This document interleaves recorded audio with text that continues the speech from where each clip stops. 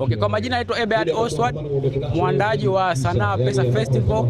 Kwanza namshukuru Mungu, tulikuwa tunaliombea jambo lakini tunalipambania na leo limekuwa. Vijana wameanza kuja hapa na mgeni rasmi Mheshimiwa Dr. Kedmon Mapana kutoka ofisi ya Rais Vijana yuko njiani hapa kwa ajili ya kuja kuongea na vijana. Lakini pia taasisi na watu wa huduma za fedha wako hapa na mabanda yao yako hapa.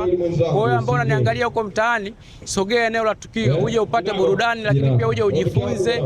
Kama unataka kujifunza kuwekeza, makampuni yapo hapo. Kama unataka kupata bima, makampuni yako hapo. Kwa karibu ujifunze, na kuahidi kwamba utapata burudani ya kutosha, lakini pia utaelimika. Utaondoka kama vile ambavyo umefika. Mungu akubariki.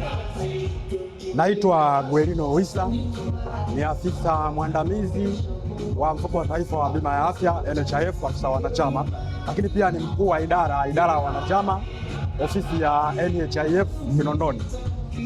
Sisi NHIF tuko hapa kwa ajili ya kuwaelimisha Watanzania kujiunga na bima ya afya. Kama mnavyofahamu, kwa sasa Watanzania wote wanaalikwa kujiunga na bima ya afya. Kwa sasa utaratibu wa bima ya afya ni bima ya afya kwa wote, yani kwa kila Mtanzania.